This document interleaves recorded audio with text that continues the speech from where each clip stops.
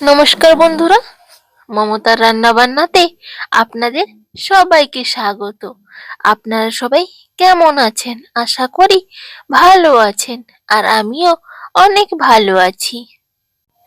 আজকে এমন এক দুর্দান্ত রেসিপি বানিয়ে দেখাবো, যেটা হয়তো আপনারা জানেনই না, কিন্তু এটা একবার বানিয়ে দেখবেন, সারা জীবন মনে থাকবে।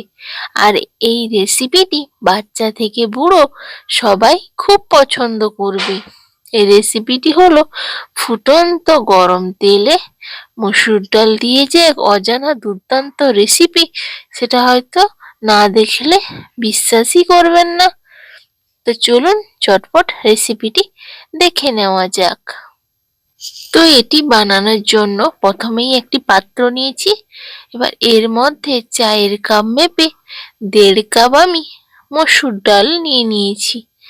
এবার মসুর ডালটাকে ভালো করে আমি 2 থেকে 3 বার ধুয়ে নেব, যতক্ষণ না এই সাদা জলটা পরিষ্কারভাবে না বেরিয়ে যায়। কারণ এটা যত সব নোংরা থাকে এই ডালে, তাই জন্য ধুয়ে নেওয়াটাই বেটার। তো এখানে আমি ভালো করে ধুয়ে নিয়েছি। এবার এর মধ্যে আমি 2 কাপ জল দিয়ে এটাকে আমি 15 থেকে 20 মিনিটের জন্য ভিজিয়ে রেখে দেব। এবার এদিকে একটা আমি বিসলারের যে ছোট বোতলগুলো হয় ওগুলো নিয়েছি। এবার তার ঢাকনাটিকে এইভাবে কেটে নিয়েছি, চারিদিকে সমানভাবে কেটে নিতে হবে। দেখুন আমি যেভাবে করে নিচ্ছি, এইভাবে কিন্তু করে নেবেন। তো আমি কেটে নিয়েছি। এবার হাতের আঙুল দিয়ে এইভাবে একটু চাপ দিয়ে ছিদ্রটাকে একটু বড় করে নিতে হবে। এবার এদিকে আমার 15 থেকে 20 মিনিট হয়ে গেছে, আর ডালটা অনেকটা ফুলে গেছে। এবার জল ঝরিয়ে মিক্সিতে আমি বেটে নেব। তো দেখো এখানে আমি পুরো ভালোভাবে পেস্ট করে নিয়েছি। এবার এটাকে আমি একটি পাত্রে ঢেলে নিচ্ছি। আপনারা যারা যারা আমার চ্যানেলে নতুন, অবশ্যই চ্যানেলটিকে সাবস্ক্রাইব করে নেবেন, যাতে খুব সহজ সহজ রেসিপি আপনাদের সাথে শেয়ার করে নিতে পারি। তো এবার এর মধ্যে আমি দিয়ে দিচ্ছি 2 চামচ বেসন, 2 চামচ কর্নফ্লাওয়ার, আর দিয়ে দিচ্ছি স্বাদ মতো লবণ, আর দেব চাট মশলা। এটা চাইলে আপনারা দিতে পারেন, আবার নাও দিতে পারেন। আর দিচ্ছি পরিমাণ মতো লঙ্কার গুঁড়ো আর অল্প পরিমাণ হলুদ গুঁড়ো দিয়ে ভালো করে চামচের সাহায্যে মিশিয়ে নেব। আমার চামচের সাহায্যে মিশিয়ে নিতে অসুবিধা হচ্ছিল, তাই যতক্ষণ না হাত দিয়ে ভালো করে মাখানো না হচ্ছে, ততক্ষণ মনেই হয় না যে ভালো করে মেশানো হয়েছে কিনা। তো আমরা বাঙালি বস, হাত দিয়ে মেশাতে আমাদের আরামই লাগে, মনে হয় সবকিছু পারফেক্ট ভাবে মেশানো হয়েছে। তো দেখুন এখানে আমি ভালো করে মিশিয়ে নিয়েছি। থিকনেসটা কেমন হয়েছে দেখে বুঝতেই পাচ্ছেন। এইভাবে রাখবেন, দিলে সুবিধে হবে। এবার গ্যাসে আমি কড়াই বসিয়ে দিয়েছি। এবার তার মধ্যে আমি একটু বেশি পরিমাণ রিফাইন্ড অয়েল বা সাদা তেল গরম করতে বসিয়ে দিয়েছি লো আঁচে। এবার এদিকে একটা আমি নুনের প্যাকেট নিয়েছি, প্যাকেটটিকে ভালো করে ধুয়ে পরিষ্কার করে নিয়েছি।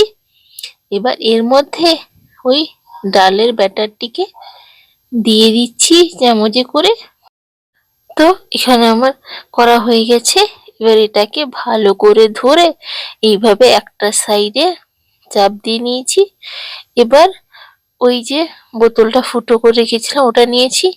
এবার প্যাকেটের মুখটা কেটে বোতলের মধ্যে ব্যাটারটিকে ভরে নেব। এইভাবে ব্যাটারটিকে ভরে নেবেন, দেখবেন খুব সহজ হয়ে যাবে। এই ট্রিক্সটা কাজে লাগাতে পারেন। তো এখানে আমি ভালো করে বোতলের ভিতরে ব্যাটারটিকে ভরে নিয়েছি। এবার ঢাকনাটিকে লাগিয়ে দেব। এবার গ্যাসে যে তেলটা গরম করতে বসেছিলাম ওটা হালকা গরম হয়ে গেছে। এবার বোতলটিকে প্রেস দিয়ে এইভাবে একটু অল্প অল্প করে ব্যাটারটিকে ছেড়ে দেবেন, চারিদিকে ছড়িয়ে দেবেন, নাহলে এক জায়গায় গুটি বেঁধে যাবে। তো এইভাবে বোতলটিকে ঘুরিয়ে ঘুরিয়ে চারিদিকে ব্যাটারটিকে ছড়িয়ে দিতে হবে।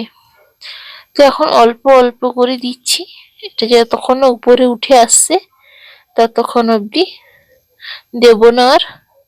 তো সবগুলো উপরে উঠে আসুক, তারপর আবার সাইড করে আবার দিয়ে দিচ্ছি বোতলে ব্যাটারটিকে। দেখতেই পাচ্ছেন কত সহজ, বাড়িতে বানিয়ে দেখতে পারেন, খুবই সহজ এই রেসিপিটি। এবার এগুলোকে লো টু মিডিয়াম আছে 3 থেকে 4 মিনিট ভেজে নেব। আর নাড়াচাড়া করলে বুঝতেই পারবেন, যখন এগুলো শক্ত মনে হবে তখনই উঠিয়ে নেবেন তেল থেকে ছেঁকে। তো এখানে আমার ভাজা হয়ে গেছে আর একদম কুড়কুড়ে মুড়মুড়ে হয়েছে, একদম যেন কুড়কুড়ের মতো দেখতে লাগছে, দেখুন তো গাঁটিয়ার মতো দেখতে লাগছে। তো এবার এগুলোকে আমি ছান্তার সাহায্যে ছেঁকে তুলে নেব।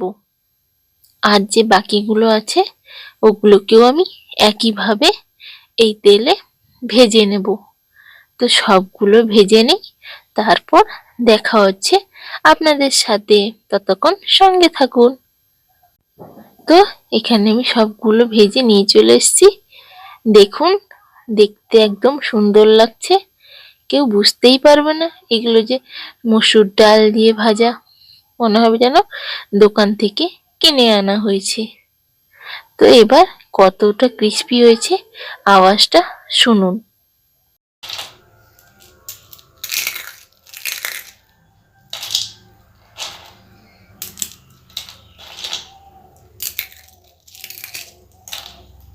তো আওয়াজটা শুনে বুঝতেই পেরেছেন কতটা ক্রিস্পি হয়েছে, আর খেতে সত্যি দুর্দান্ত লাগে। সন্ধ্যাবেলা চায় বা কফির সাথে যদি এইরকম ক্রিস্পি কিছু একটা থাকে তাহলে আর কিছুই লাগবে না। আর এগুলো একবার করে কিন্তু সারা মাস সংরক্ষণ করে রাখতে পারবেন, একটা কৌটো ভরে রেখে দেবেন, সারা মাস জুড়ে খেতে পারবেন। এটা বাচ্চারা খুবই পছন্দ করবে। তো কেমন লাগলো আমার এই রেসিপিটি অবশ্যই কমেন্ট করে জানাতে ভুলবেন না। আর রেসিপিটি ভালো লাগলে একটা লাইক করে দেবেন। আর এই রকম যদি রেসিপি দেখতে চান তাহলে আমার চ্যানেলটিকে সাবস্ক্রাইব করে দেবেন। তো আজকের জন্য টাটা, সবাই ভালো থাকবেন, সুস্থ থাকবেন, দেখা হবে আবারও একটি ভিডিওতে, ততক্ষণ অবধি ভালো থাকবেন।